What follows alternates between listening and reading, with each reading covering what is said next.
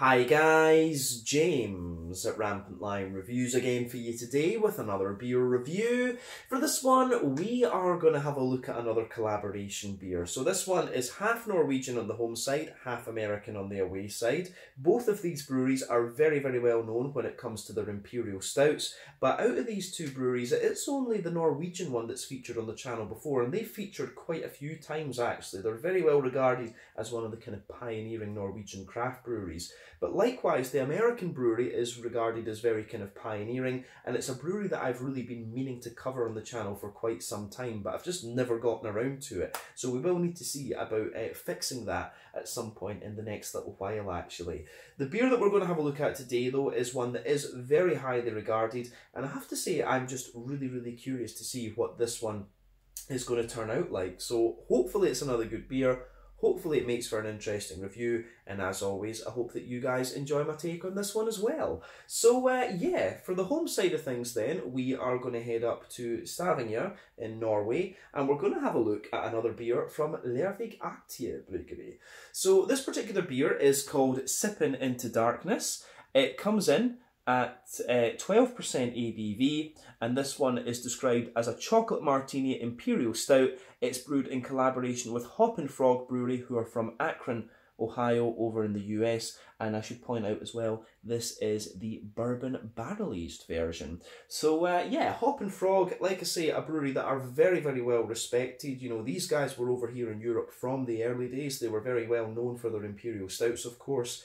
Boris the Crusher is the one that comes to mind, so I think we do need to see about getting a bottle of Boris the Crusher and reviewing that for you here on the channel as soon as we can. But yeah, this beer is a little bit of an older one, and I just kind of came across it quite randomly, so I thought, you know, let's have a little look at this. My colleague Alan at the Bishop's Arms in Malmö, he was telling me this is a really good beer, and that was what kind of prompted me to get it. He went as far as saying this was one of the ones that really kind of set Lervig on the way to becoming very good with Imperial Stouts. So yeah, this should be a pretty interesting one, and it's got the really old school Lervig label and stuff like that on it as well. So yeah, it's Sipping Into Darkness, a 12% Imperial Stout from Lervig Aktiebryggeri in Stavanger in Norway, and Hoppin Brewery from Akron, Ohio in the US. Let's crack on and see what this one is going to have in store for us. So, as always with my reviews then, I'll tell you a little bit about both the breweries involved here before we taste the beer.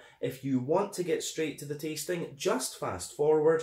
All the usual links are in the video description below. That's the brewery websites, the link to my other reviews that I've done from Lervig Aktiebryggeri before, and we will no doubt add to more to that list in the near future. I'll also put a link down there to my future reviews that we'll do from Hoppin.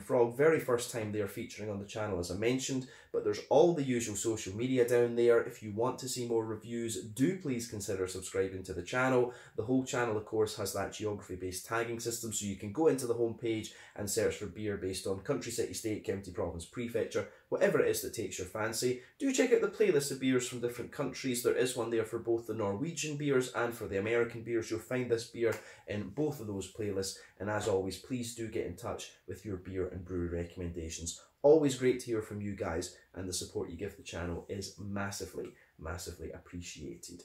But yeah, let's crack on then, and we'll have a little look at Lervig Aktiebryggeri first, since these guys are the home brewery. So, Lervig Aktiebryggeri, as I told you already, are based in Stavanger in southwestern Norway, and the company was founded back in 2003 after the Tolo brewery was sold to Carlsberg, and subsequently their production moved down to Oslo.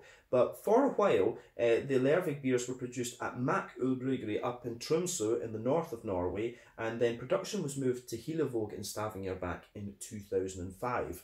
So the head brewer at Lervig is Mike Murphy, and he's been there since 2010, and he's also a partner in the company these days as well. But prior to this, the brewery were making, you know, very light lager beers, but Mike moved them more toward making the American style craft beers, and this is when they started to find success. But he played a very important role in the Danish craft beer revolution, and he collaborated with several very well known brewers, you know, renowned brewers there in the early days, such as Mikael and Jeppe Bjergso of Mikeler and Evil Twin respectively, Sean Hill and also Andreas Kiesmeyer as well. He also worked for Birra del Borgo in Italy for a while, but now he owns 5% of the brewery. Like I said, he is a partner in the company. But the CEO is Anders Kleistrup, and the main owner of the brewery was originally Christopher Stensrud, who owned 67% of the shares. But in 2018, Orkita Capital, who also own part of Mikeler, bought 50% of the company and have been helping them to expand their operations.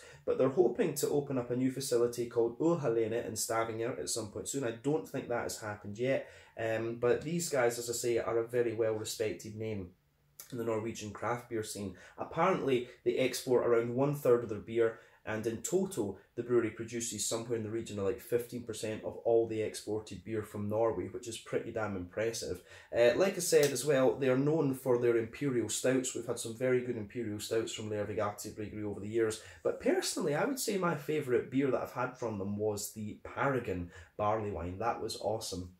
But as of October 2022, when I'm filming this review for you, these guys have produced 265 different kinds of beer, and yeah, they're a pretty awesome brewery, so definitely worth checking out if you haven't done so already. But that is all I can really tell you about Lervig Aktiebryggeri for the moment. If you want to learn more about these guys, you can check out the brewery website, follow them on Facebook and Instagram to keep up to date with all the latest goings on, and you can of course check out the Untappd page to learn a bit more about the different beers that they've done, or you can go back and check out some of my older reviews that I've done from this brewery. But let's go on to the American side of things then, and Hoppin Frog Brewery. So Hoppin Frog Brewery, as I mentioned to you already, are based in Akron in Ohio, and the brewery was founded back in 2006 by Fred Karm. So Fred had been a home brewer since 1994, and he was involved in a group called SAAZ, S-A-A-Z, like the Czech hop, or the Society of Akron Area Zimmergists, the beer scientists as it would be. But he went on from that to start brewing professionally in 1996, and it was at Thirsty Dog that he really kind of learned how to do things commercially. This was one of his local breweries, but they ended up providing beer for 3 restaurants, and at this point they decided to contract brew the beer, but Fred didn't like the compromises that he had to make. You know, they were told to use different malts, different yeast and things like this, and yeah, he just wasn't really given the kind of creative freedom that he wanted as a kind of head brewer. But this experience inspired him to go independent and form his own company. So he started Hoppin Frog after Thirsty Dog shut down, and he felt that it was kind of now or never, and so he decided to go for it, and he opened up Hoppin Frog Brewery in 2006. But apparently the first 3 years were really quite stressful, and they started out as a brewery only setup initially. They run a 10-barrel brew kit, and they've got an extensive barrel aging program these days as well. They're mainly known for their kind of higher alcohol beers like barley wines, Imperial Stouts, Doppelbock, these kind of things, but they do have other stuff in there as well. If you look at their tap list, they do have a lot of lighter beers too. But they opened up their tasting room in 2013. This has a small kitchen and about 20 different taps, and the menu certainly does look quite interesting, so I'll need to go and have a look at this place at some point. But the name Hoppin Frog is taken from Fred's nickname, because he was known as the Frog all of his life. His father's name is Fred too, so they call him the Frog to kind of distinguish him from his dad, I guess. But he also says that he's gotten pretty good with hops over the years, so hence the name the Hoppin Frog.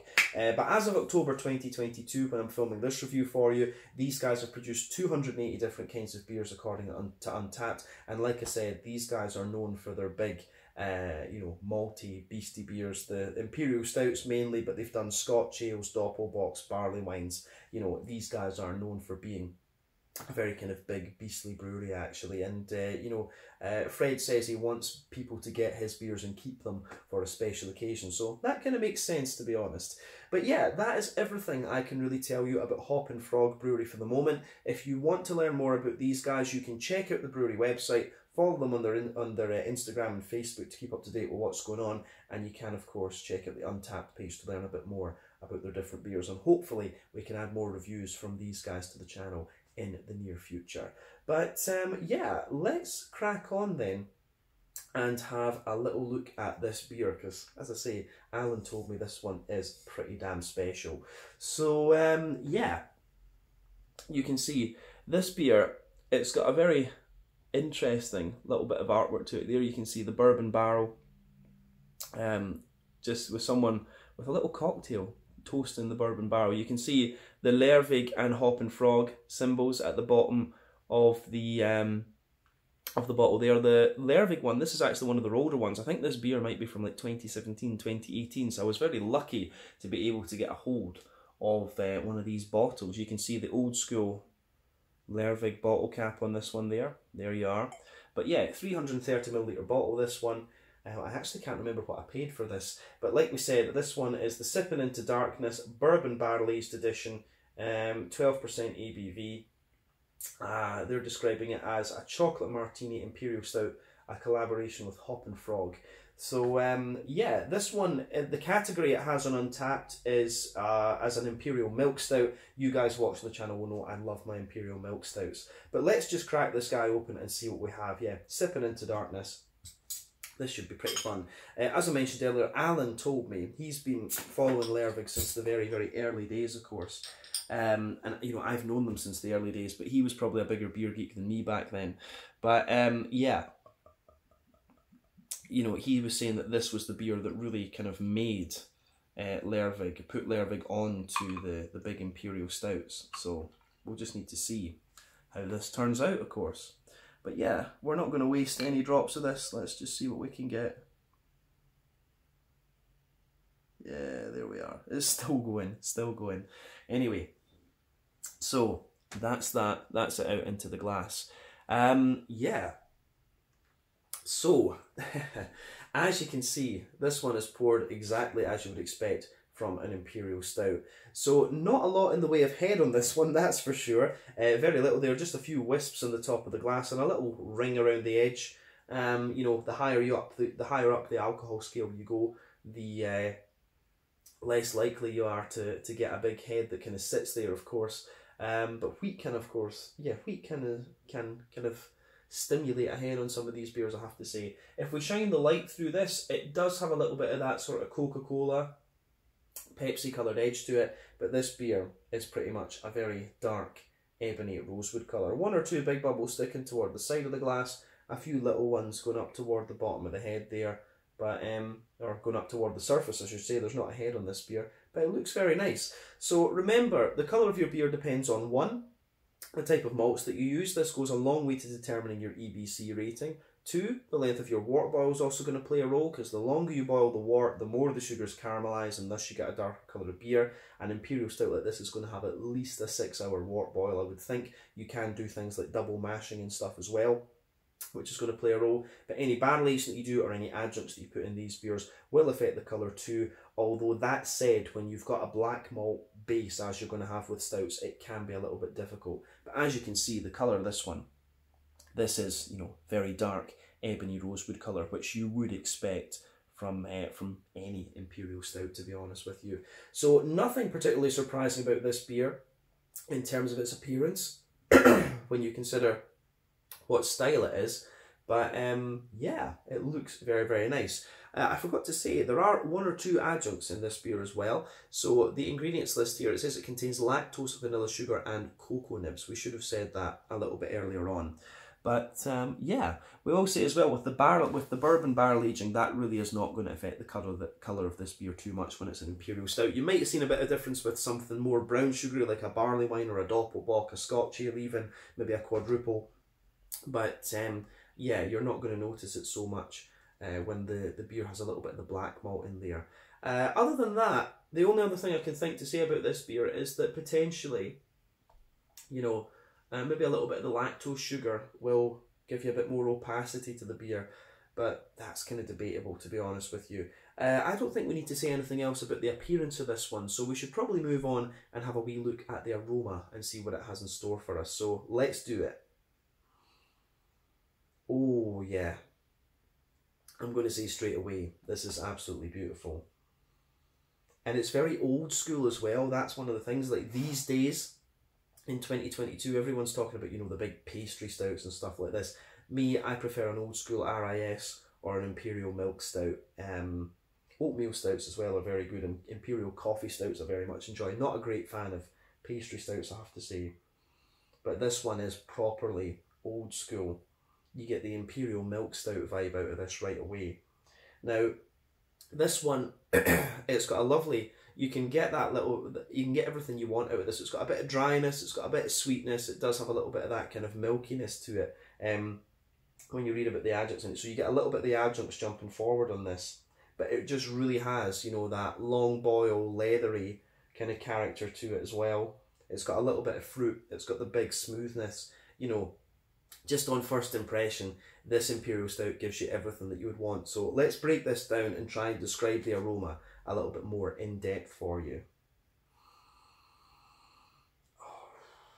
Yeah, that is pretty awesome, I have to say.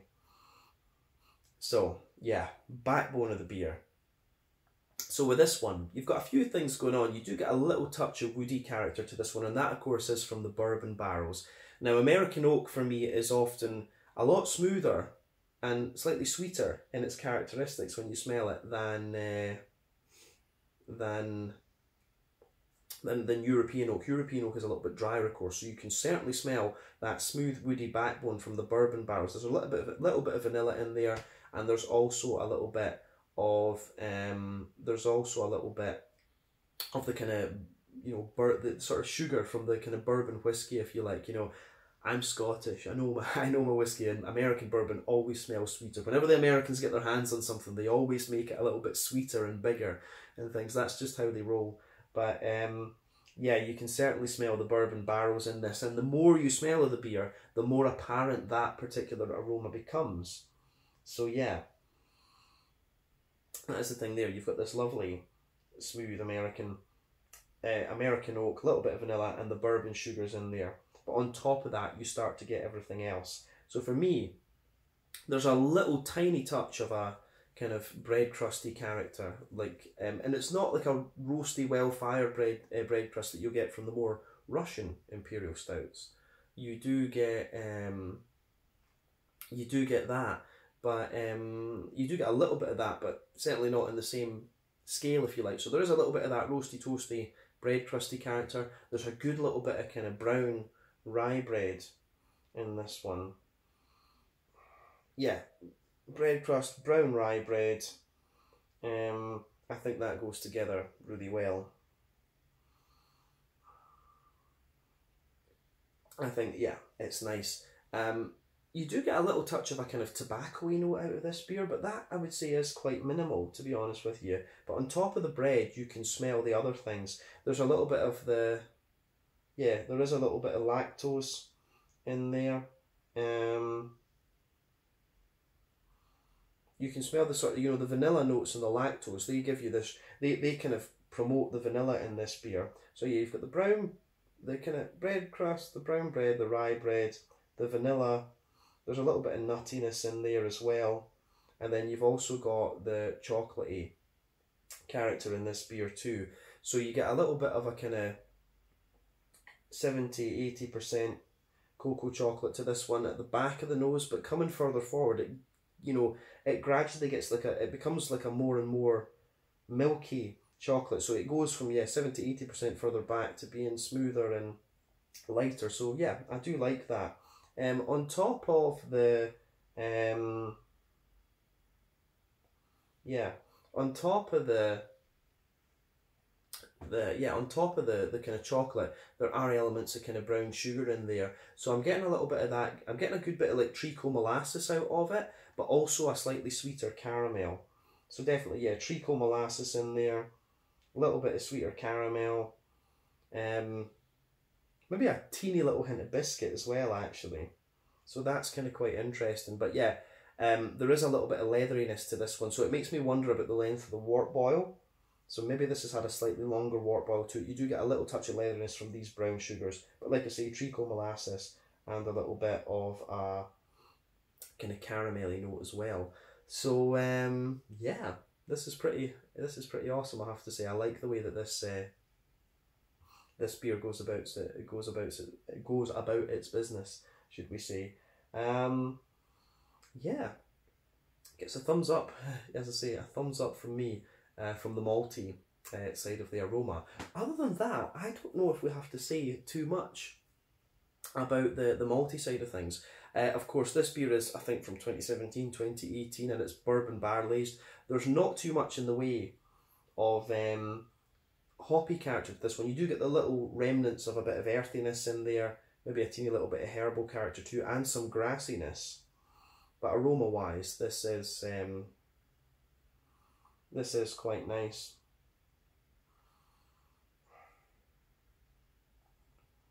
Yeah, I do like how that goes together for sure.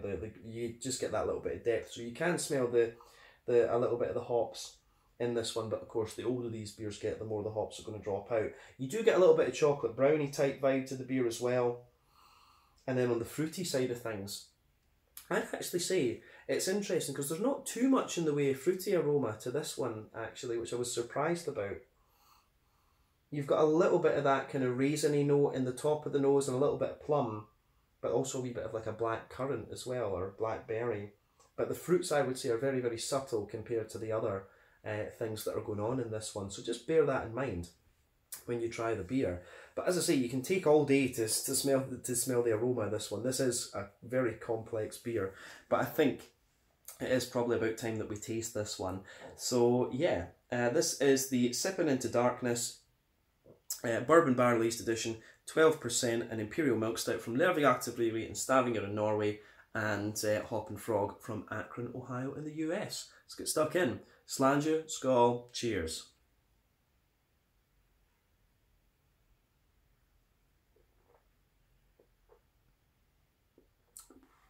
Yeah. That is very, very nice. Proper old school, absolutely. Proper old school. I miss these beers. I miss beers that are like this. Yeah, that's pretty awesome, I have to say. Massive, massive thumbs up to both breweries with this one. This is like one of these kind of old school, kind of just sludgy Imperial stouts. And I will say as well, it does build a nice bitterness and dryness the further into the aftertaste you go. That's a beautiful beer, it really is. Let's try and break this down and just describe it for you. But yeah, very old school Imperial milk stout, this one, and it just develops that nice kind of dryness later on. Yeah, let's break this down.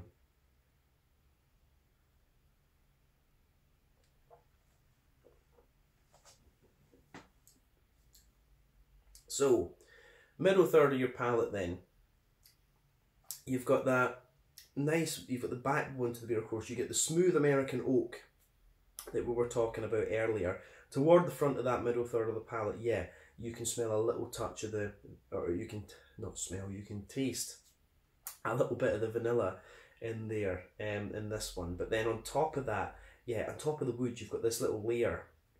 It's almost like glazed bourbon sugars or something like that. So you can definitely taste the kind of bourbon backbone to this beer. And we need to remember this beer is like, what, 5-6 years old as well, something like that.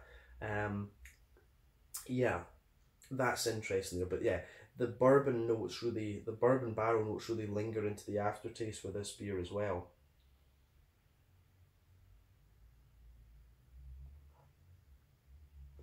So yeah, I do like, as I say, I do like how this goes together for sure. It's lovely. And then on top of that, you start to get everything of the Imperial milk stout that's there. It's actually, the flavour of this one's actually kind of what I was expecting from it, based on the aroma, to be honest with you.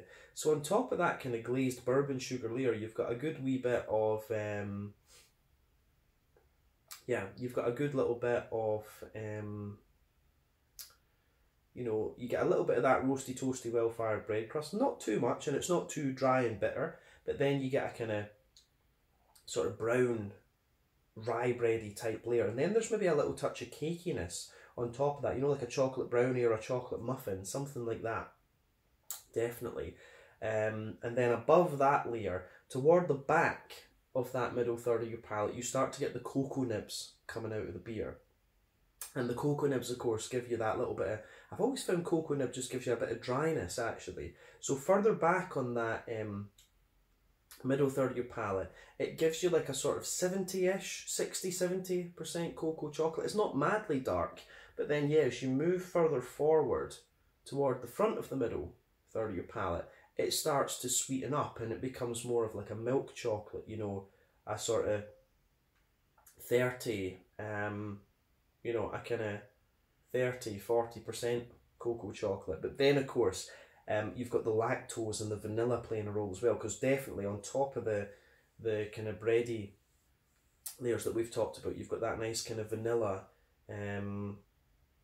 that kind of nice vanilla lactosey sort of thing. So yeah, all of that's kind of going together in this one. So the chocolate really is affected by the lactose and the kind of vanilla flavours in the spear. But above all this, they kind of form a bowl actually, the sort of chocolatey flavours. They make a bowl on top of the bready layer, and then within that bowl you've got the brown sugar. So we'll come to that in just a second. But the way that that goes together, again, is very, very nice.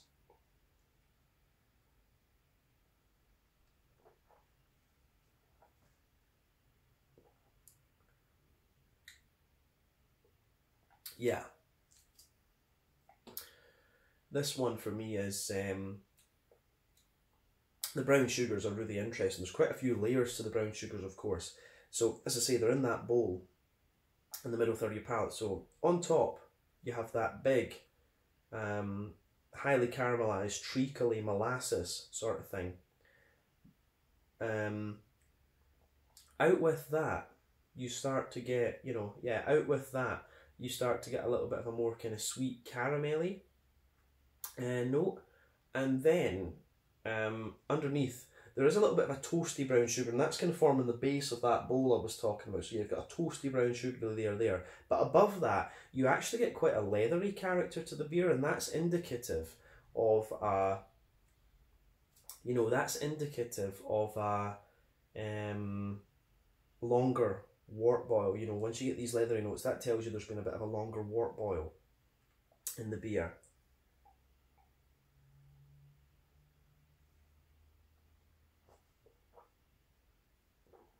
But then, yeah, on top of that, you get the sweeter caramel, and then the big, boozy, treacly molasses notes on top of that. And yeah, I think that's it. So yeah, boozy, treacle molasses, sweet caramel, toasty, you know, roasty, toasty notes in there. And yeah, the leathery character as well. The brown sugars are really nice, but they come out, I think the sweetness of the brown sugars takes a little bit of time to come out in the aftertaste, but you're also getting some of the more roasty, toasty notes in there as well. But yeah, flavour wise, this one, it's really nice. That, and I think that covers the middle third of the palate quite well in this beer, and of course that is where most of the complexity is going to come out. Yeah, let's focus on the back third of the palate then before we move on. So in the border region between middle third and back third of your palate, again you get a little bit of a bready build up, and it's almost kind of chocolate brownie like. So yeah, you've got a little bit of that chocolate brownie sort of thing. It's almost a bit muffin like, but it kind of has a little bit of the kind of, it has a lot of dryness to it, I would say though. But yeah, back third of the palate, you can feel the kind of woody dryness there, and that's again dry. Remember, more dry bitter flavours come out further back on the palate, the sweeter flavours come out further forward. So you've got the nice dry woody notes in there. On top of that, you get the well-fired bread crust, and again it does show you a bit more of that well-fired character. You've got a kind of taller brown bready, rye bready layer, but it's almost kind of cakey and muffin-like as well. So yeah,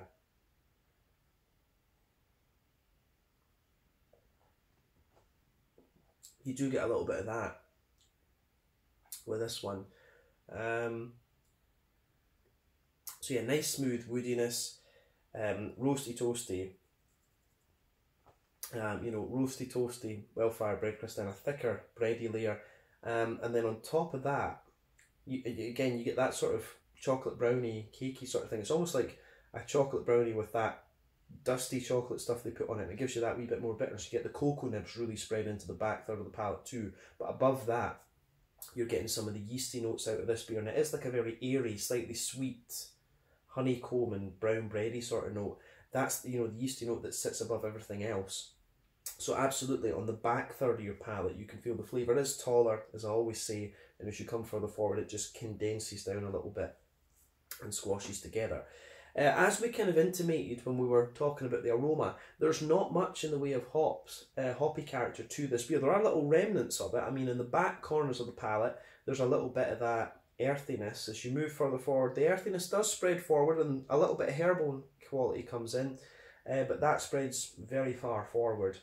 There's no floral character on the front corners of the palate, which you will often get, but around the front curve of the tongue, there's a very slight grassiness there. But again, that doesn't really come out in the flavour. But yeah, let's look at the front third of your palate then. So border region between front third and middle third of your palate, again you get that big sort of oily kladkake, you know, Swedish chocolate cake, chocolate brownie type thing. That's very much forming the border region there. Then the base of the front third of your palate is a bit more woody and things as well.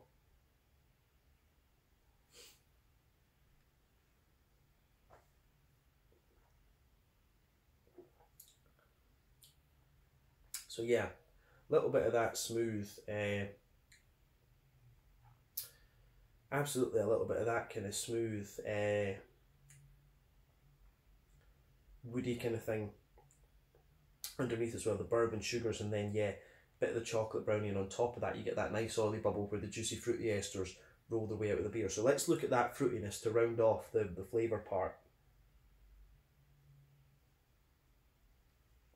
So yeah, when you take this beer in, I'd say this one doesn't really have a raisiny sharpness to it, but at the back of the front third of your palate, you absolutely get a little bit of a kind of plummy character, and there's a little bit of an almost kind of pruny and datey note in there underneath.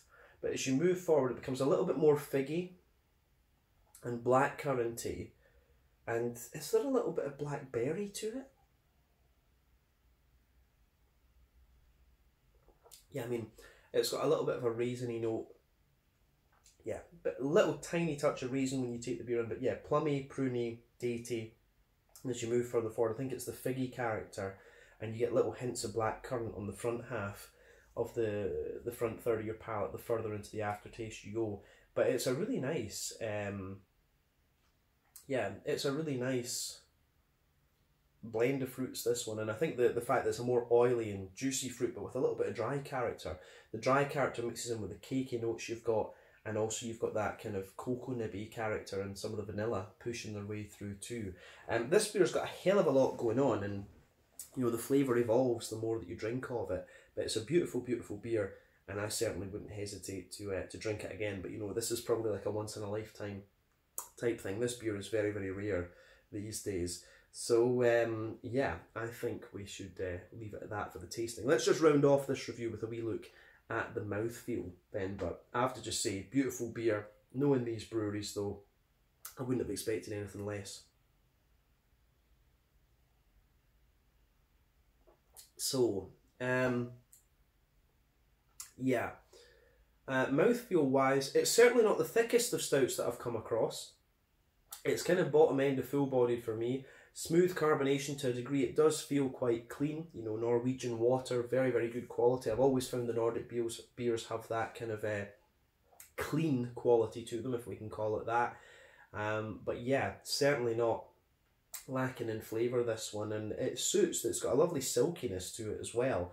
IBU wise, this one isn't too high. This is maybe 60-ish IBUs, something like that, maybe a bit less.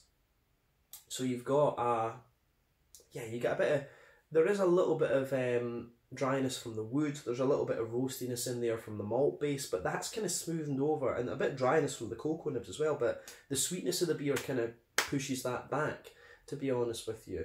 The fruity side of the beer is nice too, kind of oily and a little bit juicy, but yeah, the way it goes together, I think, is really, really nice. So it gets a thumbs up from me. This lovely oily fruitiness, a little bit of dry fruity character there, huge complexity to the malt base. The wood gives you more complexity in there as well. Not really a hoppy character to this one though, but that's mainly due to the age and the fact that it's bourbon barrel aged. You're always going to sacrifice a little bit of the thickness in the mouthfeel as well when you barrel age something. That always happens. But regardless, beautiful, beautiful beer, and very cool to be able to review this one for you here on the channel as well. So yeah, I think we can leave it at that for this one. So this was the Sippin' Into Darkness Bourbon Barrel Aged Edition brewed at Lervig Aktiebryggeri in Stavanger in Norway in collaboration with Hoppin from Akron, Ohio in the US. A brewery I do need to make sure features on the channel sometime soon. But yeah, beautiful beer. If you get the chance to get a bottle of this, do it. Absolutely do it. But yeah, once again, thank you for watching my beer reviews. Until the next time, please like, subscribe, share, all the usual YouTube stuff. Let me know your own thoughts on this beer in the comment section below. Let me know what your favourite beers are from Lervig and from Hoppin as well, and we will return to both these breweries on the channel at some point soon. But until the next time, check out my social media, check out the brewery social media. Bit of a longer review, but you know, not often you get to review a beer as special as this one. Sláinte, skål, cheers, see you guys very soon.